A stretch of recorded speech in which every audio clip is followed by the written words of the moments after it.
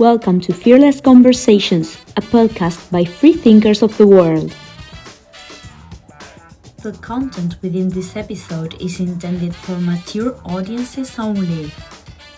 Hi, welcome to Fearless Conversations. I am Euge Moltó, and the host is... Co-host Mariano Descalzi. Co-host Mariano Descalzi, and today we're with Catalina Agudin.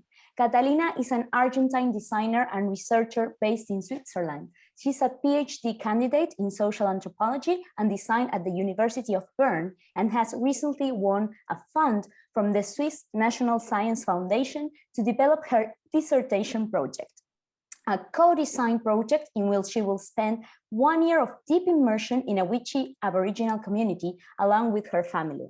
This is the first time this fund is given to a design project. Welcome, Kata. Thank you very much.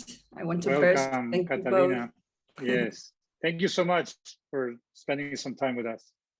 The same to you. I'm so glad to be here. Thank you so much. Okay, so Kata, congratulations on this fund. This is a very big project. Can you tell us about your dissertation project? Yes, of course. I mean, I moved to Switzerland like, I think it was 10 years ago. And I did a master in design, and then I wanted to continue. So this is my dissertation project. I'm doing a PhD at the University of Bern.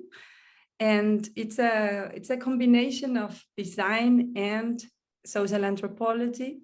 And it has a lot to do with my history, my biography, because when I was studying in Buenos Aires, I did an experience with an NGO, and I got to know some aboriginal groups from Argentina. I'm also from Argentina, as you were saying.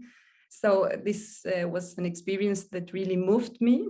And I after this experience, it's like more than 10 years ago now, as I said, it really moved me. So I always got or continued to be connected and wanted to develop new projects in this direction. So I had my own project of shoe design, and afterwards I decided after my master's that I wanted to delve more into research, so to be able to reflect upon this situation, what I felt, what I saw in this experience in the fieldwork.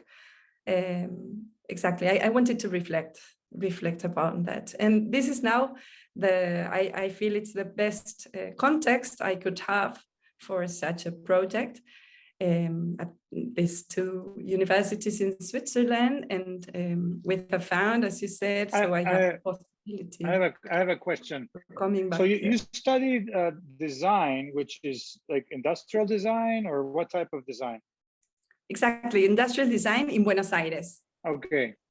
And why did you participate in the NGO, and how did you meet the aboriginals, and what type of aboriginals? Well, I mean, it was the year 2008 and 9, and I had the opportunity of working within this project of this NGO. And it was a bit of a coincidence because I knew the director of the NGO, and she was looking for some students, design students that maybe could help for this handicraft of the people. Wow. So that's how I started. And okay. I mean, I was working with two different communities. One was the Wichi community, and the other one, the Koshas. So it was really two very different groups within Argentina at that time. Yeah, no, of course, as well. Wow. Okay, we'll talk a little bit about those differences. But what were the things that moved you so much, that you kept in contact and that you wanted to keep more involved? Well, I always say, because I had afterwards I had the experience of transferring, of moving to Switzerland, and that was of course a very big change. But I always say that this experience, getting to know these Aboriginal groups, was much far away to what I was used to than moving to Switzerland, for example, because I realized or I felt that, of course, there's a big, that there are very hard conditions. People are very poor economically talking, but I also felt that there was such a richness and that they had so much knowledge. And I was impressed that it was not much talked, or it was not much shown in Argentina in general, at school or at the university. It was never really a topic within my experience. Of course, maybe there are some others, but then I started delving into theories like in the social sciences, and I got some answers why it was actually not a big topic, no? Okay. Now, you said there was a lot of knowledge. Do you have some examples of, I mean, you're going to be researching this culture, right? Like you're going to be in there for how long? Well, now I will move there to the community, and I will spend a year. So, as you said, I cannot say much about it. Maybe in the next talk, the next time I have more to say. But I can talk about these impressions I had. Mm-hmm. But there isn't that much talk about the Aboriginals. So once you were able to, through this NGO, you actually had contact with them. You actually like spoke with them directly. Did they speak Spanish? How did you communicate? It's a very good question, because not all of the people speak Spanish. The youngest nowadays do speak Spanish, but the oldest, I mean the elder people, not always can or were taught. But yes, I was within this project, I was able to get to the people, to get a bit in touch, in contact with them. But it was a bit, I don't want to say in a rush, but we had many objects, I mean, many goals for each trip. So I could not really do it with the deepness that I'm planning now. That's also why now I plan this project this way, like really for having more time, for spending the time with them and get to know them and build up this relationship that now I am convinced is needed for working together. So, because you were talking about communication, and I'm always telling some anecdotes, because I was preparing, for example, patterns, paper patterns for working with them, for example, for shirts, because the shirts were always very small and it was hard for the NGO to sell them in Buenos Aires. So this is a nice example that shows this miscommunication or misunderstandings. And I brought many paper patterns. And when I went back after a month and I asked about the patterns, nobody knew where these papers were. So then the anthropologist living with the people told me, well, maybe they wrapped a fish or something with your papers. And I thought, okay, so I was working hard, but okay, I realized I'm not understanding here what's going on. I need other times. It's not the same. One thing is to assume what they need, and you think, well, this is important for me, so they must need it. And it's going to be very interesting to find out from them what is important for them, what their needs are. And then I'm curious to know how much do they try to stay to their roots, their traditions and their culture without the influence of Western, culture and even going back to how Argentina was colonized, and how were they able to protect those values, those customs?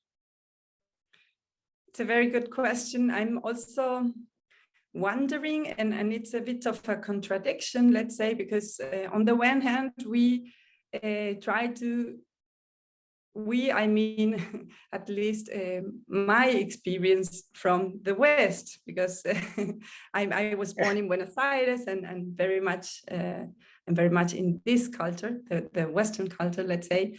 So there is this idea of trying that they keep this tradition and try to say to them, you have to keep it alive because it's so valuable. But on the other hand, the question is, do they really want to? What do they want? That's the big question. And it's also really a very important part of the project. So again, I will have more to say after the experience in the fieldwork. I was reading your abstract on the project, and you are going to develop a design project with them, or what's the main objective of the project? Yes, exactly. I mean, as I said before, it has like two feet.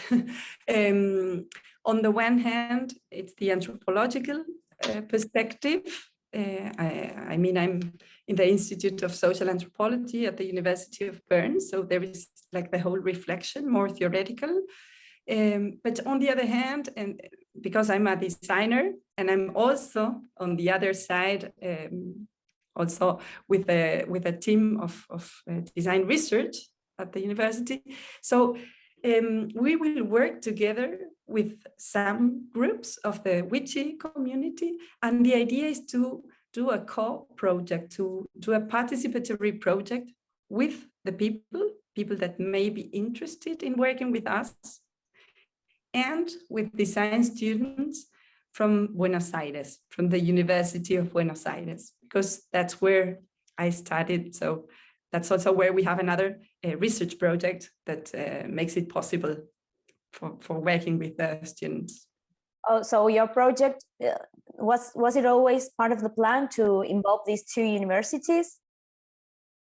Yes, exactly. Because I was, I mean, how it then developed was a process. At the beginning, I didn't know exactly what kind of research project would be possible or not.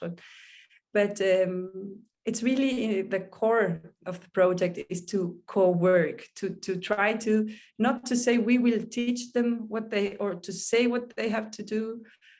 Also try not to just learn from them and then go, because that would also, that wouldn't be the idea or yes, what I'm planning. But the question, and it may sound simple, but it's very hard, is how is it possible that we work together, and how is it possible that we, with such different cultures, ontologies, is it possible to work together? So I always wanted to build up a team with design students and put this topic on the table. What happens when we work together with an aboriginal group in Argentina? But did you design the project based on what you considered important, or, you know, because I feel like sometimes there's with grants and funds and things like that, there's also politics and my experience is sometimes you can have either people that have another motive, or they have an agenda, or they want to accomplish certain things, or you have more freedom to say, look, we love what you're doing. It's your, you know, your baby. You get to design it and develop it. And like, how much of that did you feel you had to go through? Well, it's interesting because I think I felt, or I could experience a bit both. On the one side, freedom, because yes, I did it. I mean, it worked, and it's a story with a nice ending. But of course, there are politics, and it's not that simple.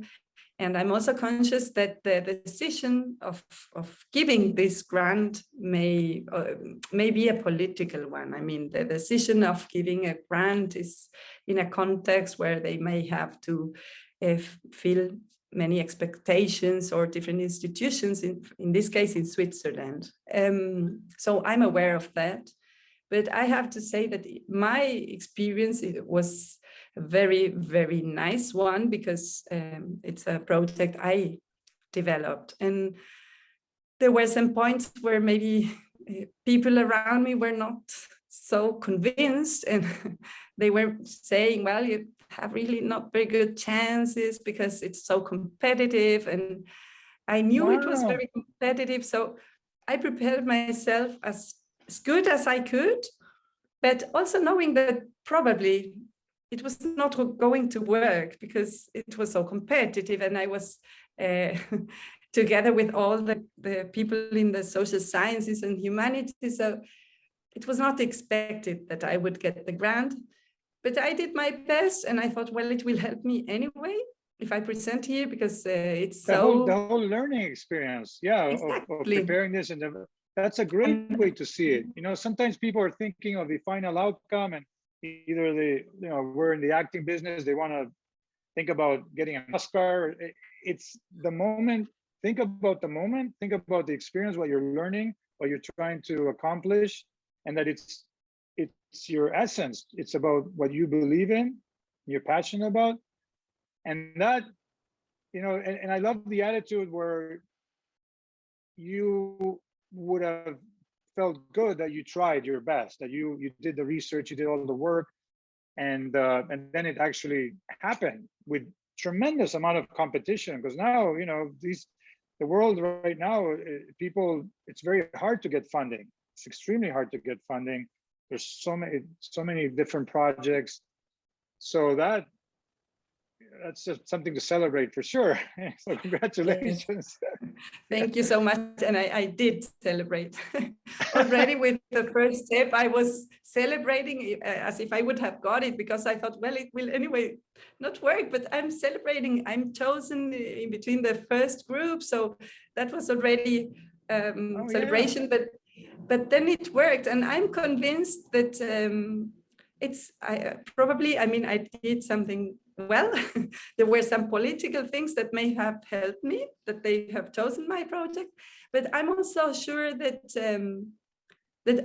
when I talk about it, and I'm really passionate, and it's really my biography. It's not something I've read or I've seen and I thought it's maybe a nice idea. It's really my experience. I've been there. I'm convinced it's something that design and other disciplines have to work on, and that in Argentina we have to reflect on that. So I think this conviction, this experience I had in the territory is what maybe was something that helped. For sure. Yeah, for sure.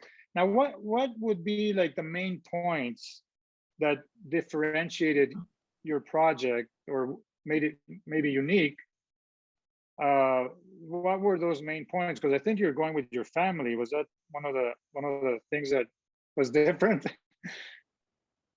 Well, I cannot say exactly because I haven't seen all of the other projects. Oh, okay. I know that, yes, I mean, I know that this organization is supporting families, it's like the new politics are trying to support researchers with family, because historically, it has been hard for a woman having a family and being a researcher and doing career. So it's part of the new politics. I think this is maybe one thing. I'm also a foreigner there, so maybe they also have to support some foreigners. I don't know, I'm a woman. I'm not sure, but yes, that could be something. Yes, well, it's a challenge. As far as the goals of the project, you know, is there a certain angle that you want to learn about the women's role in the Wichi Aboriginal culture, or the marriage or religion, you know, things like that? Do you have a list of things that you want to learn about? Yes, I think that's something that if we think of why they gave me the grant, I think one thing that is quite central for my project, and it's very current in the in academy in general and in many institutions, it's a topic of decoloniality, thinking about or rethinking about the time of the colonizations and, well, yes, rethinking about this and how the word is working, and that there are some problems. We all know we have some ecological problems and topics like poverty and so on that haven't found a solution with the traditional politics and with a traditional way of trying to understand these problems. So this kind of problems. So I think there is a high interest in projects that tend to or try to focus on these topics and give new answers and work differently. Like in my example, I think this idea of working together for trying to understand the project, it's the problem itself. No? So this kind of things, I think it's something that may have been given value. Yes. Wow. Okay. Because I think about that a lot in terms of how America was colonized, you know, and supposedly we were technologically superior. We also tried to impose the Christian religion, right? And also, and then we assumed, at least here in the U.S., that the white race, you know, the white Christian race, they had the right to take over their land, kill, you know, genocide, kill all these Native Americans and stuff. And I'm glad that now they're starting to see, hey, what was our role in this colonization? Yeah, we think we improved the lives of all these people, but you know, we need to be able to reflect on who we are as a people and how we can work together instead of imposing our religion and our form of government, things like that. So, and also the role of the women. I'm very interested now. Here we had a big political situation with women's rights on their reproductive choices and things like that. I would not that, you know, I would love to know if you're covering the women's roles in this type of Aboriginal. Quite an ambitious project, and this, for example, is not so much connected to this part of working together with designers and so on, but more from this anthropological perspective. I do take into account some aspects of the role of the women, yes, in this context particularly. I will be also working on that. It's not central to my project, okay, because it started really the design. Because as a designer, it started really thinking of this working together and making project, because I'm a designer. In general, we tend to project, yeah, to make projects and to do to things. Improve. You tend to improve the society with living standards, and I don't know if it's also related to water and housing, everything. Exactly, it has different lines. We will work with the students in different topics, and as I said, then there's like the reflection about the whole process and so on, and the role of the women is for me, it's important in my reflection, but it's not central to the participatory project. This is at least now at this point of the research, it's not together, but it does exist. Yeah. Kata, you are working together with the University of Bern and the University of Buenos Aires, and this project will result in some publications in Bern. Will there be publications here in Buenos Aires as well? Yes, it is planned that, well, of course, after the whole project, there's the applications and planning are here in Buenos Aires in Spanish. So for me, it's also important that it's possible to communicate what I'm doing also in Spanish, and that part of this work, if not all, will, of course, remain in Argentina or in the Spanish language, let's say. Is it going to be in both languages? Well, I hope so. I hope I managed to do it in both languages, like the whole. Yeah, but if it's not possible, let's see. If it's not possible that the whole thing would be available in both languages, at least part of the work will for sure will be available in Spanish. Yes. So but I have to learn. I have to write in English. Sorry. Okay. Yes.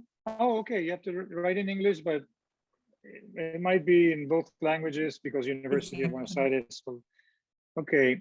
Can you give us an idea how an anthropologist designer works? Like when you get there, what do you start? What do you need to do from, as soon as you get there? Well, I like to define it and to say that I'm a designer, but I will borrow the time schedule of an anthropologist, because we designers, we want very quickly to, as I was saying before, to do things. Yeah. Yes. And anthropologists are, of course, more observing, participating, observing, and reflecting. So I try to combine both. And to have the time schedule of the anthropologist, I mean, first reflect and not just do. So I like to define it like this. But so it sounds like at the beginning you're going to first observe. I mean, it's a skill to be able to observe and to listen and to you take notes. I guess you're going to be writing and taking notes, and then maybe we'll see how they like. Do you talk to the leaders of this tribe? You call them a tribe? We could call it a tribe. Yeah.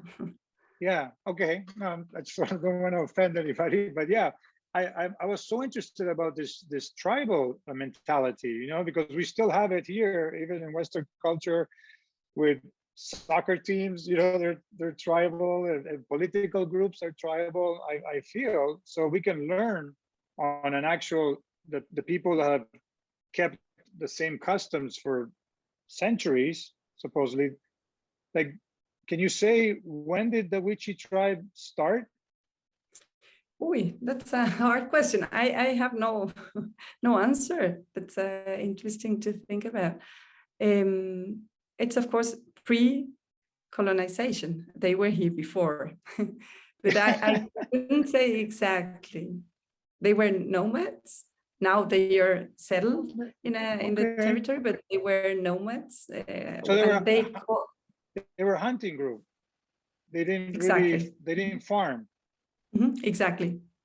Okay. Traditionally, nowadays it's different, and they have the territory where they live.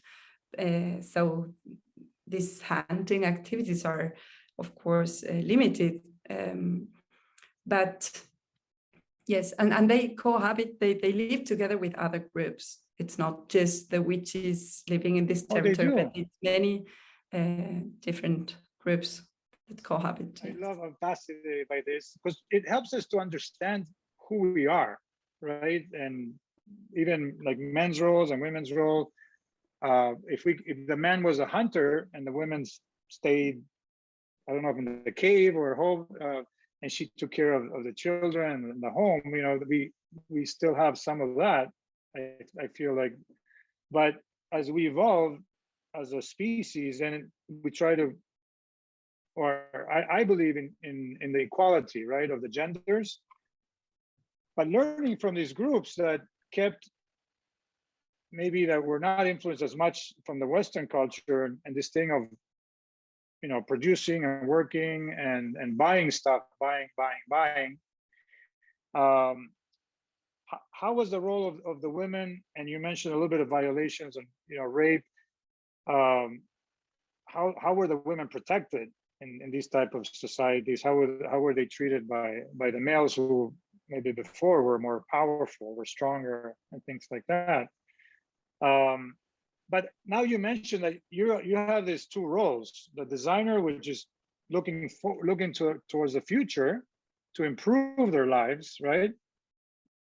And then the anthropology is going back and trying to learn their history and their customs. Is that right? Yes, yes, it's right. Okay. It's right. Yes, I'm trying to combine both perspectives. Yes, yes. I mean, there are many topics involved, of course. And you were asking before what will I do? What's my role? I mean, first, exactly, spend time and be with them, doing interviews, observing, as we were saying, and yes, and I mean, maybe I have to mention this topic of the rapes. I'm very interested now in what's going on. These are rapes that happen from people from outside of the community. I mean, Western or other people that are non-Aboriginals that are raping the women. And this is something that happened since the colonization, since ever, we could say. So I'm interested also in analyzing this because I'm very interested in this perspective. It's like a theory, a perspective of this decolonial turn. So when we try to rethink the colonization from this perspective. And there might be like sex trafficking, where little girls are being taken. I don't know, but it is happening in different parts of the world. So that would be interesting. You know, I mean, I have all these things going through my head, and it's so nice that you're going to be there for a year, because I was thinking, okay, what would happen if an Aboriginal decided, I want to observe a Western family, a Western culture, and they come and they go, I want to sit for a year and see how you know, why do you have earrings, and why is your hair like this? Why do you shampoo, and why do you wear makeup? Right? Like, and why are we the ones that are observing them? And so there's that sense of feeling equals, and maybe they get a chance to ask questions about us and why do we do the things that we do, so they don't feel like they're, you know, like in a zoo, and that we're there to observe them and study them and stuff. So yeah, I mean, that's an interesting balance. Yes, yes, of course. I mean, what I also always say when I present my project is that big part is also to reflect on myself, or on my side, let's say our side, the Western side. So this theory, what it also allows is to be critical about this own culture and what happened, and to understand that many things that happen now are the result of historical processes. So this is for me very, very important, and to be in dialogue with them. As you were saying, it is not to go and just observe them and produce knowledge. I mean, of course, there's one part I cannot avoid to say. I am doing this dissertation, and this will not change. But this is also being questioned in the academy and these authorships, or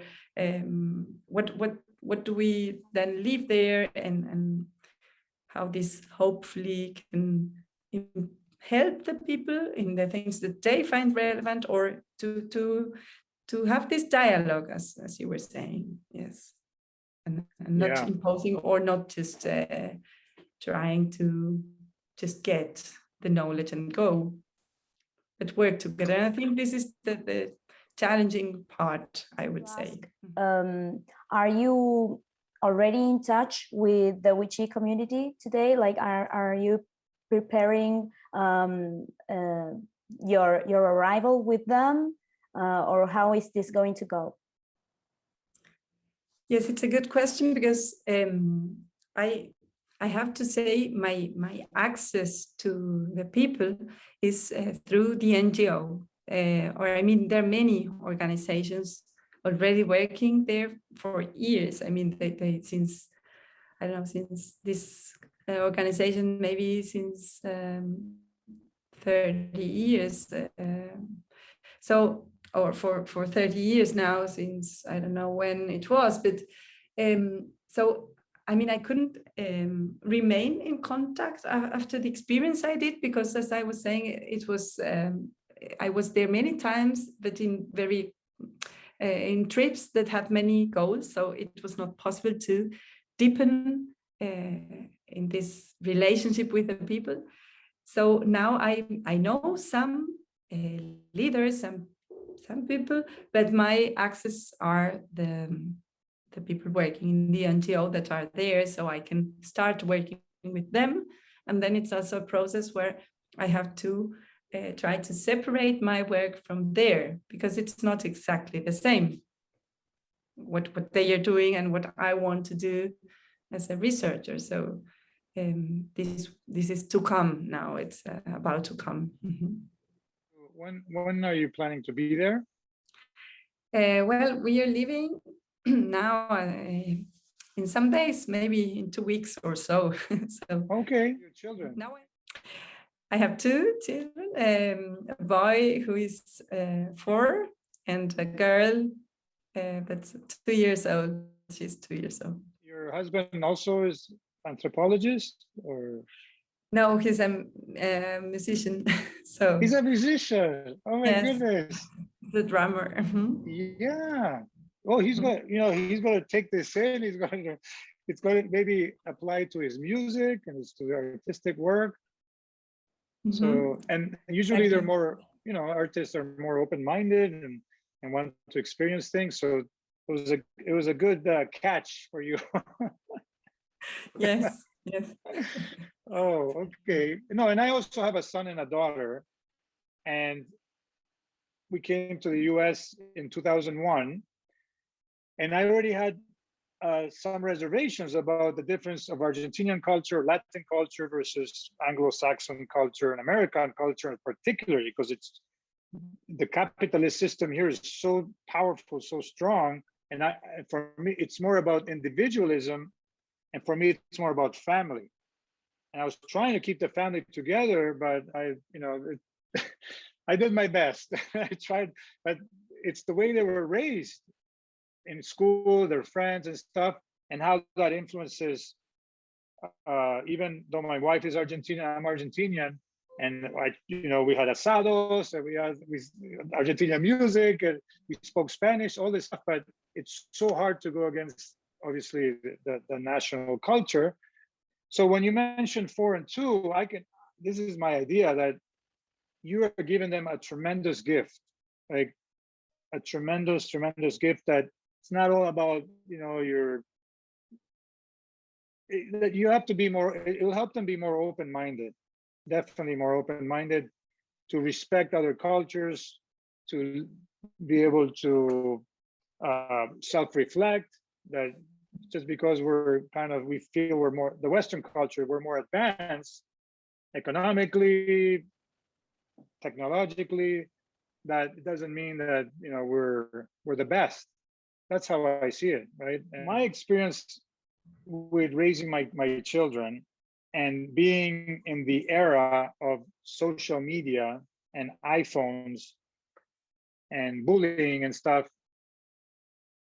I was lost. As a father, I just was trying to figure it out as things were changing so fast. So when you go back to the way people lived, and I'm sure they don't live the way they lived before, because there's obviously Western influence, maybe the way, we'll see what you learn in a year, but I can imagine that it's almost impossible just to be in this bubble, that there's no influence from Western culture. I wonder if they have iPhones, for example, if they have cell phones or something, if they have solar panels. Because when I was in Salta, I did drive around, I was motorcycle through the Andes and went to Salta and Jujuy and stuff. And I saw these little, a lot of homes, not, small homes, modest homes, but a lot of them had solar panels. So we'll see. That's a Western technology. We'll see how they use that. Just how they live with the surroundings around them and with Western influence, I guess. Mm-hmm. Yes, it's very interesting to observe. And yes, they do have access to cell phones and so on. So yes, as you said, there is this mix, and it's not an old picture.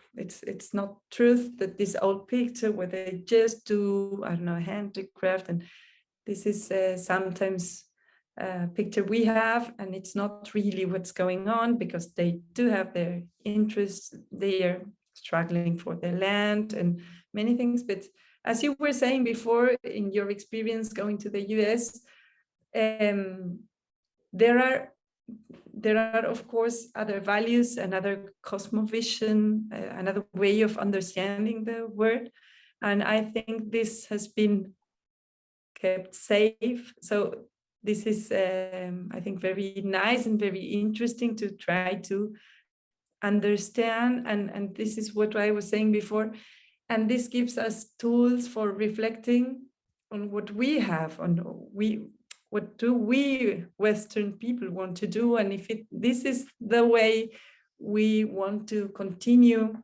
I don't know, living for the next generations. What do we want to transmit to our children? So questioning also our perspective. Very life-changing experience. This is a huge project, and you, not only you, but also your family, you're all going to live in a very different place. So I want to know, how are you feeling in a professional level and also in a personal level? Are you feeling nervous? Are there any concerns? And also, the other side, is there something you can't wait, like you're very excited about, something specific in this whole change? Well, in general, I would say I'm very, very motivated. I almost cannot wait. I mean, what's good is the Buenos Aires. So we lost you, Kata, for a second. So can Yeah, we you lost start? you for a little bit. sorry, so I may repeat. I have to say I'm very excited, and I almost cannot wait. I'm so happy because I said before, I've been working now during years on this, and it's very, very nice to see that now it will happen. I mean, I'm here within this context, within this project, and I'm already working with design students here in Buenos Aires, so I already have a lot to do here, but I'm very much expecting and willing to go to work with the people, to get to know them. Of course, I have some, we do have some fears or some, yes, it's for example, for me, since I'm so motivated, I also have to see that I remain in some balance with my family and not to get lost in my project. And no, of course, I mean, it's I also want to be a good mother, and I try to spend as much as I can with my children, but I'm convinced also that that's very nice. They see a mother that has her own. You know, I can tell you, because my parents, my father was a diplomat. So I was born in Buenos Aires, and then we moved to Russia. So I did kindergarten in Russia, and I only spoke Russian. And my parents didn't speak Russian, so they couldn't really communicate because they would speak Spanish. I only spoke Russian.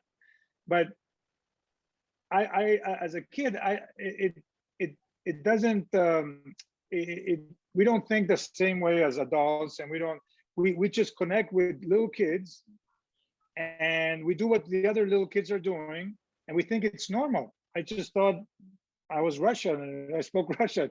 And then from there, when I was 5, I go to Manila, Philippines. And my mother, so they speak English, but they also speak Tagalog, Filipino. And then my mother would make me go to kind of the slums where our employees from our home, you know, they were mothers and stuff, and and they wanted to show where they lived and their kids. And I still remember that, you know, when I was very young. So I just, from my experience, I feel like it's going to be like one of the best gifts you give to your children in a tremendous way. And then my daughter, I sent her to Fiji to help with the environment and cleaning the environment. And she met the Fiji families and kids, you know, and they were very poor, and they had no shoes, but she just felt like they were so happy. It had this innocence and purity on just enjoying nature, enjoying, not competing on who has the newest, you know, clothes or iPhone or car. So I felt that was one of the best things I did for my daughter, and it was one of the best things my parents did for me. So, you know, don't overthink that part, even though I understand that you have to spend time with your family, but it's just a very unique experience that you have. When I was told, I go, what? She's going from Sweden, I mean, from Switzerland to Salta. It's like, wow, those are really extremes. Yes. But you're going with your heart. You're going to learn. You're going to help, and you can tell that your intentions are so genuine. You know, it's something that you've been passionate about. You had to fight for this for years and years. Mm-hmm. You didn't give up. You know, you didn't give up. You had so many obstacles, and now I think we can all learn from this research. So I'm very inspired by your story. Yes, well, thank you. Yes, it's a big trip, exactly, in every way, not just the distance, but in every level. So yes, I hope it will also be a nice experience for the family as a whole. Yeah, and also, are you having other, like you mentioned, you have your friends, you have team members. Who else is going? Is somebody else going to be with you from your team, or just you? No, I mean, I will be spending most of the time there, and I can work together part of the time with the people from this NGO. And I also got to know another family who she is from Switzerland and he's from there, from Tartagal. So they are spending time there, and we know each other. It's very nice. Children are sometimes, I mean, when we meet them, they can also speak Swiss German. And and then we will try to build up new relationships there, and the children will go to school. So it's very important for us, also as the couple. It's a How challenging. big is the population of this group, the tribe or the community?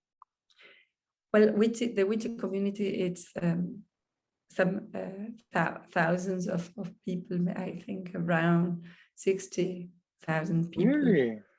Mm-hmm. And mostly in one province? No, they're in different provinces, and actually also in Paraguay and Bolivia. Okay. Mm-hmm. But here in Argentina, I mean, most of them are in Salta province and in Formosa. Some of them also in Chaco, and of course in the rest of the country, some of them, but mm-hmm. Wow. Yeah, I wonder, how do they see themselves as separate tribes, or do they communicate? You know, that would be interesting to know.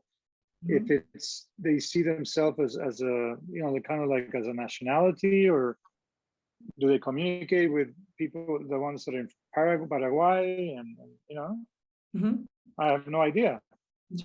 I mean, they do connect, and some families are living in Tartagal, so they are in the cities or in other cities in Argentina. But of course, when they move to a city, they are like the poor people in the surroundings more than mainly, yes. But yes, it's of course interesting to try to understand their perspective. Mm-hmm.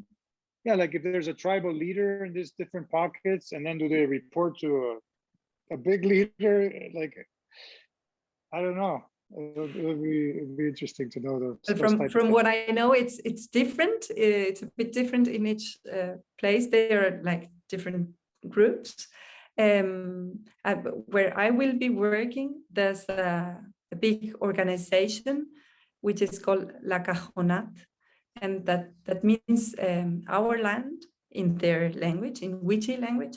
But it's not just Wichi people, also from other groups that they got organized now since more than 30 years for the land struggle. So they could get this legal form, this legal name.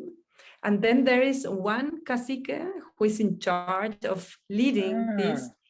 But this is, of course, also partly the influence of the West, because they needed this to ask for the rights of the land. So if this, I mean, you were asking if there's one leading like all of the Wichi people, I would say from what I know that that's not the case.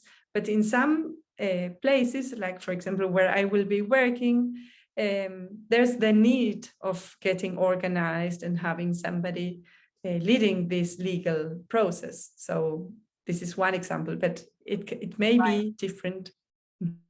Exactly, it may vary. They are using the channels, the Western channels, like to call them in a way, to fight for their land. And do you think this will have like a political influence in your project? Do you think this will influence or be a part of the project in some way? Yes, I'm convinced that design projects, and I have to quote here very smart people I've been reading that say that actually every research is political, and the decisions we make when we choose theoretical frame, for example, it's a political decision. This is, for example, very clearly said by Rita Segato. She says, I mean, in every research, there's one first step that's political. And I would say it's the same in design. If you choose which clients you may work for, or in which area you want to do something, or in which way, I mean, it's political decision. So of course, I think there's a lot of politics in my project, talking about politics in this sense. I'm not talking for a party or not at all, but trying to understand this other conception of the politics. And, and if this project may have a political impact, I don't know. I mean, let's see then in a while. Hopefully it, or I don't know, it could be, but it's not that I'm doing here propaganda politica, not at all. But I'm saying, of course, yeah, but that could, our actions are political. That's a good point, Euge, because what happens is you try to go in with funds, you know, that and also the research and the publicity, and sometimes a certain political party may want to get involved in that, and then there are cases where it doesn't happen and they leave you alone and you do what you have to do, and there are times where, you know, there's corruption, there's people saying, oh, if you want to talk here, you need to, you know, you need to pay for this, you need to pay for that, and that hopefully that doesn't happen in this case, but I've seen it happen many times when you're trying to help a group. Like, for example, so impressed how Argentinians excel, you know, through either education or business, or they excel, and you say, why are these Argentinians excelling overseas? But we all feel like the country, our country, you know, we love, kicks us out, basically. So that's another topic, you know. Interesting one, yes. But you're there, you're gonna be there for a year, you're gonna be the real maybe Argentinians, you know, the people that were before the Argentinians, right? more rights to that land than probably we do. We're European. So, but it's nice to be able to find ways to work together, help each other, learn from each other, and respect each other. So that's the beautiful thing of what you're doing. Thank you, yes, for your words. Yeah, well, thank you. Thank you for just keep working and not giving up. You know, that's a lot of the message that we have here with Free Thinkers is people following their dreams. And every person that we've interviewed has a different type of dream. And it's the ones that fight for their dream and feel like they're doing something good for society. And that's what, there's so much division in this world now, more than ever, maybe more than ever, with wars and political differences, that I believe in finding things that connect us is more important than looking at the things that divide us. Thank you, Kata, for joining us. The best of luck, all the success for this project, and thank you for coming and sharing your amazing journey, and the best for it. So if you liked the video, don't forget to like and subscribe. This was Fearless Conversations. I'm Euge Voltó. Mariano Descalzi. And we'll see you next time. Thank you. Best of luck, Kata. Thank you so much. And thank you both. Amazing story.